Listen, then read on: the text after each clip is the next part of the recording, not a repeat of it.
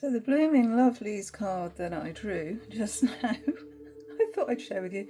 I won't read it, but yeah, you can see what it says. Shall I draw one for you? Let's draw one for you. Come on. They're just so funny, these Blooming Lovelies. Pick a card, any card, sang the crow who had no voice.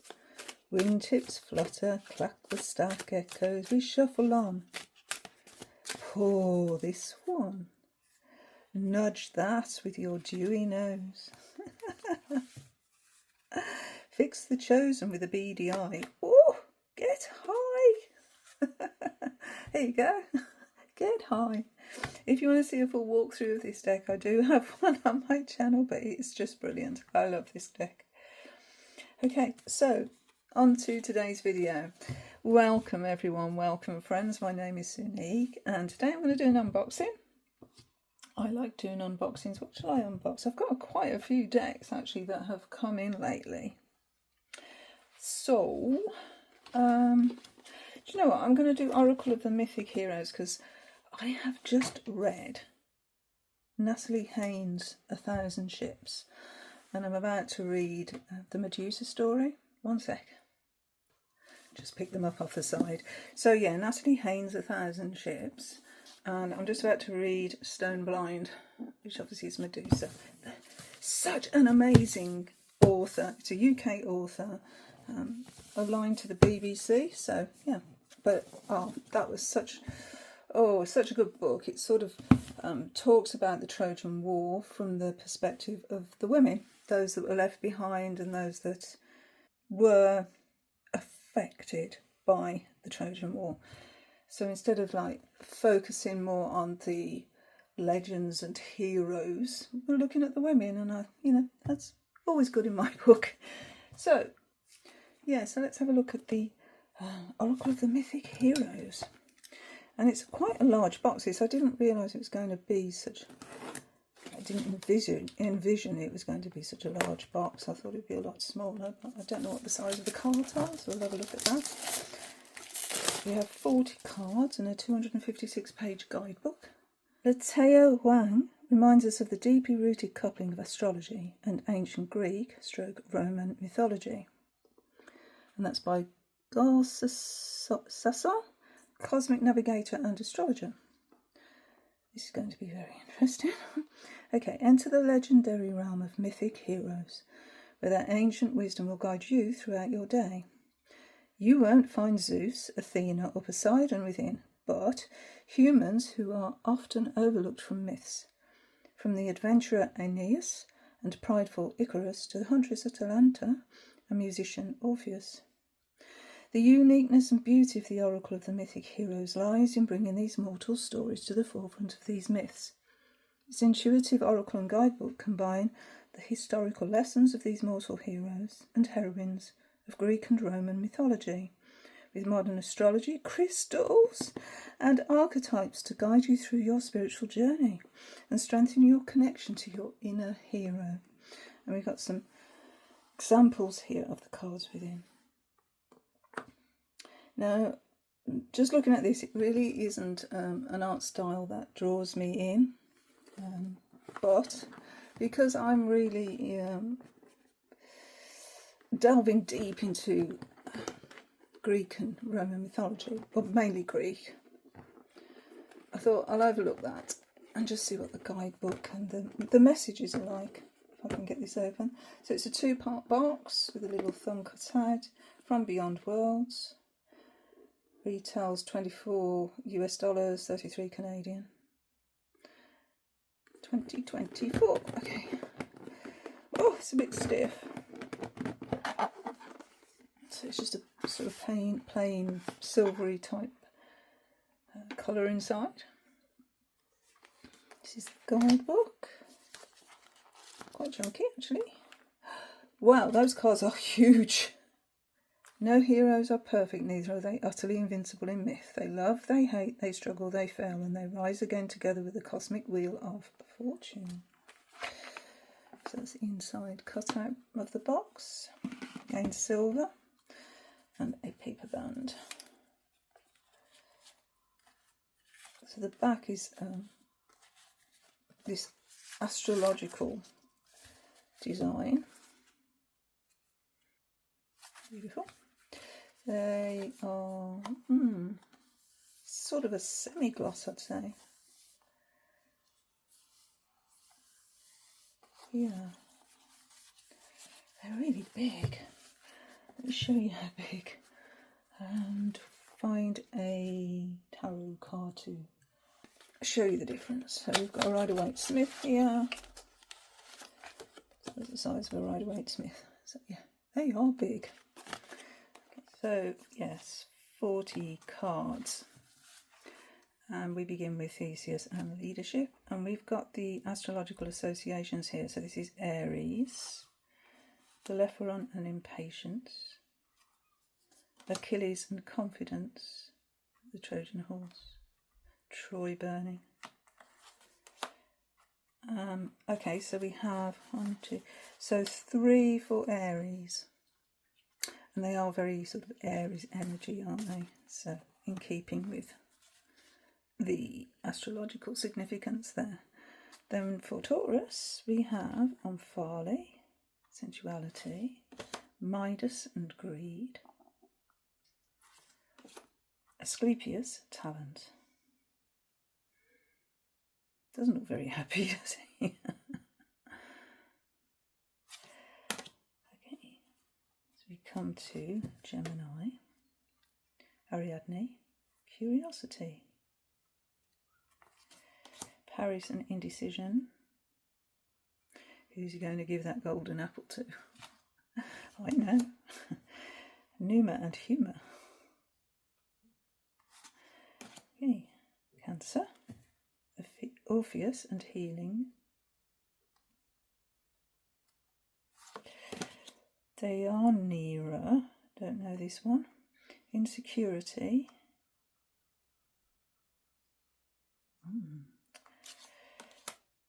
Althea, protection. Then we're on to Leo. We have Hercules and strength, Arachne, arrogance, Penelope and faith. Yeah, waited a long time for her husband to come home. Okay, so now we're on to Virgo, Aristeus and service, Leto, anxiety, Daedalus, focus.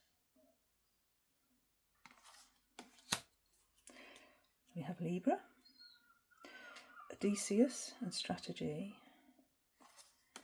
Lido, codependence, Orestes and justice, Helen, Helen of Troy or Helen of Sparta? The one that launched those 1,000 ships. Anyway, sexuality, of course. Medea and revenge, Psyche, transformation, Jason, adventure. He's actually wearing the golden fleece there. Icarus, hubris. Chiron, knowledge. There's Aeneas, foundation. Sisyphus, I don't know this one, burden. Leonidas, perseverance. Damon and Pythias, friendship. Atalanta, perfectionism. Oh, yeah, I read the book Atalanta as well by Madeline Miller. Brilliant book. Pandora, hope. The only good thing to come out of a box. Pyramus and Thesp, love. Oedipus, destiny. So, unravelling the riddle of the Sphinx then. Patroclus, sacrifice. Oh, that's such a sad story.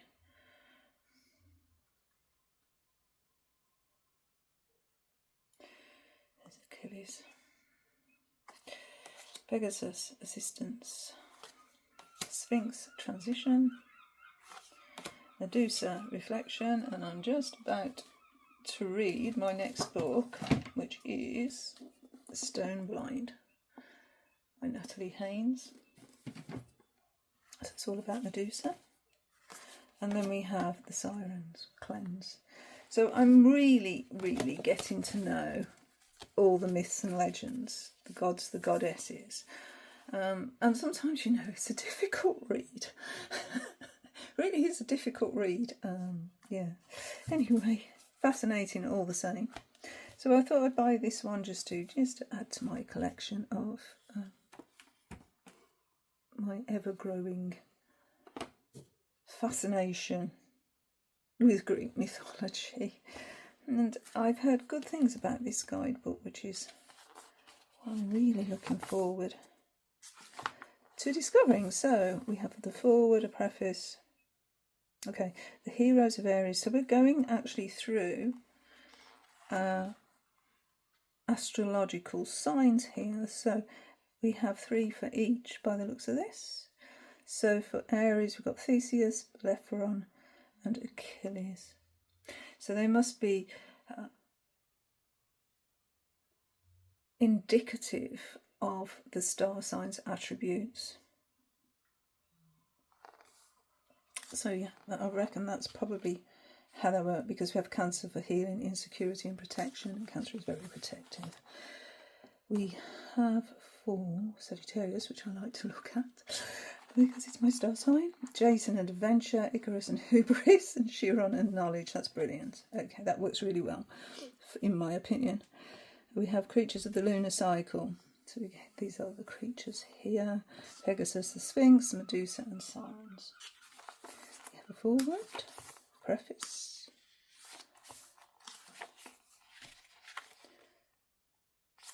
And then the introduction, how to use the cards really. Card spreads. And then we're into the cards. How much? Gosh, we've got a lot of information. How cool is this? So it's deacons. Brilliant! I can use it on the deacon walk.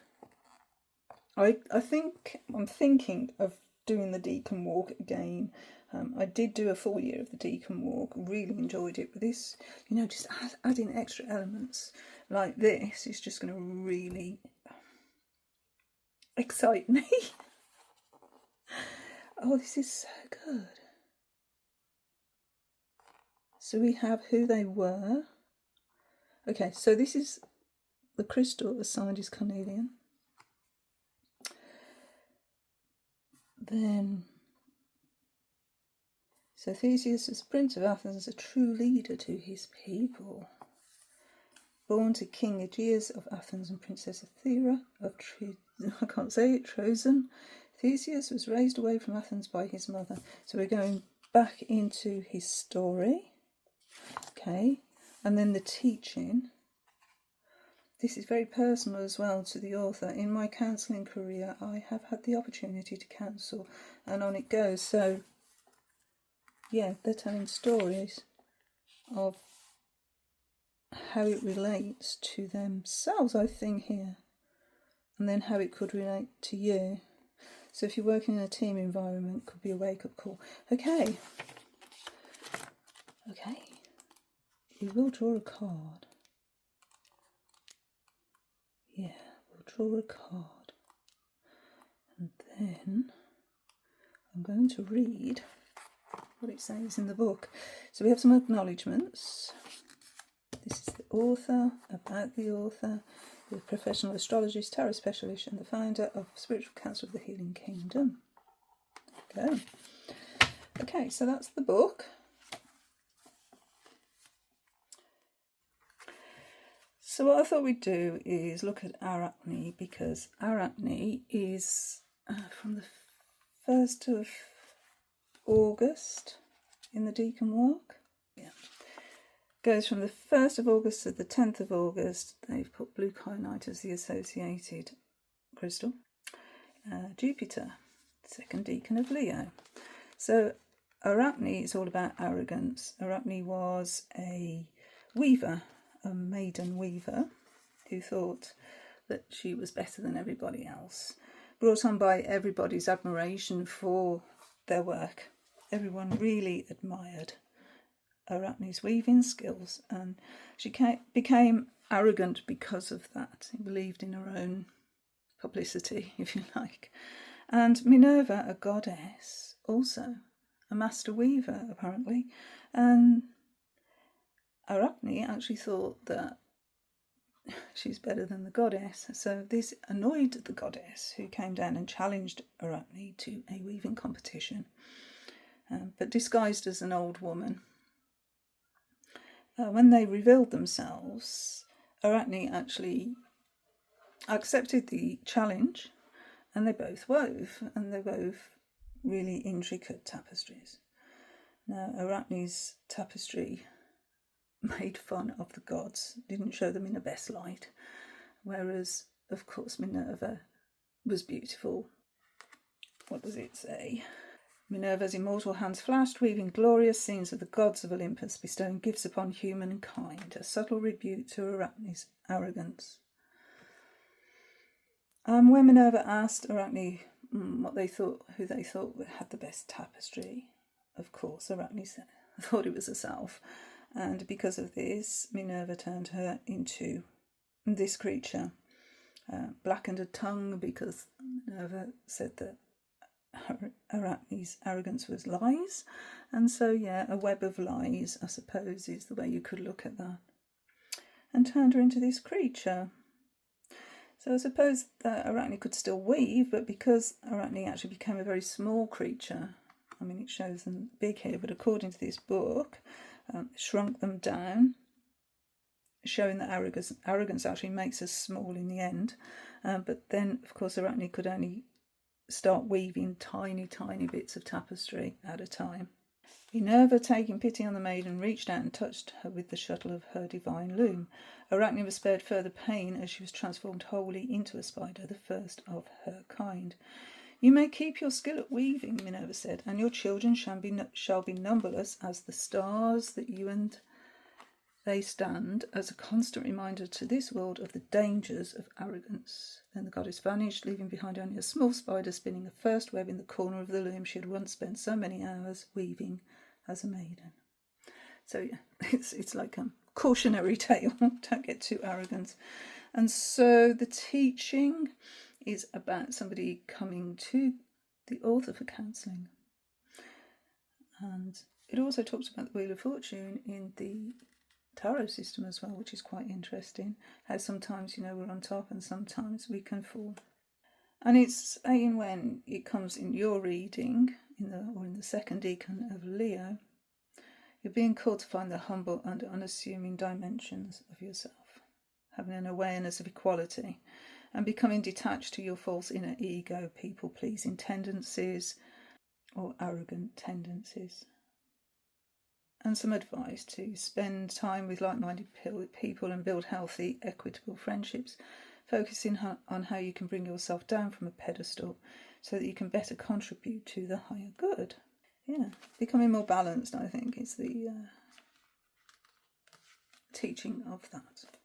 It doesn't actually reference the crystal or why that crystal's been chosen, and that's a little bit of a disappointment in my eyes, because I like to know. I'm very interested in crystals, and so that's the only downside I'm seeing actually from this deck, but I'm going to enjoy using it with the books that I'm reading. And I've been reading a lot of Greek mythology books, but light Greek mythology books. So I've already shown Stone Blind, which is the one that I'm reading at the moment, all about Medusa. But it's not just about Medusa, there are other characters in there as well, because they have to be, because they interact, don't they? I've read The Thousand Ships already. Now I've come to the end of that, and so I'll get back to the library. I picked this one up, which is Goddesses in Greek Myth by Natalie Haynes. I do like Natalie's reading style. So I thought I'd just go through a quick list of what I've already read if it's something that you're interested in. I mean, I've got the Stephen Fry books, Heroes, Troy and Mythos, but actual sort of story books, I've read Madeline Miller's Circe was the first one that I read, and I've loved that one. Song of Achilles I read next, which was great. Patroclus and Achilles story, which also incorporates, let's see, let me show you, Chiron, where they went to be trained, they were sent to be trained, both of them together. And we have Patroclus and Achilles there outside the Trojan War. So yeah, this is sort of how I'm using some of my decks, is as I'm reading the fiction books, and they're not fiction, they're myth books, myth story books sort of thing. I'm bringing out the cards from my various decks to sort of get another dimension to those stories, which is great. So I've also read Ariadne by Jennifer Saint, Atalanta, Hera, by Jennifer Saint, and then the other Natalie Haynes books that I already spoke about. Children of Jocasta. I don't know if I actually said about Children of Jocasta, but that was really good. So I've bought Electra by Jennifer Saint, which I've yet to read, and others on my reading list, which I've ordered from the library, are Ithaca and House of Odysseus, both by Claire North. Oh, and Last Song of Penelope, also by Claire North. Penelope's in here, isn't they? Penelope, poor Penelope, waiting for Odysseus to come home. See, now I've got them out of order. Oh, there's Ariadne. Helen of Troy, bless her. The face that launched 1,000 ships.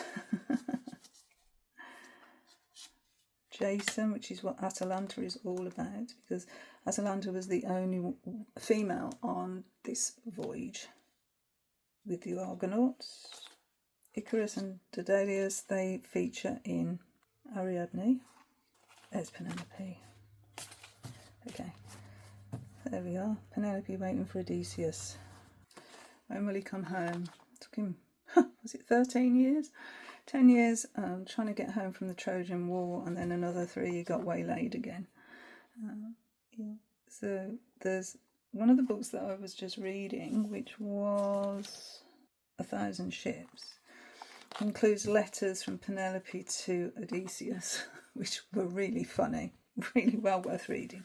So yeah, I'm really enjoying my Greek mythology studies, and this deck will go alongside that to flesh it out, I think,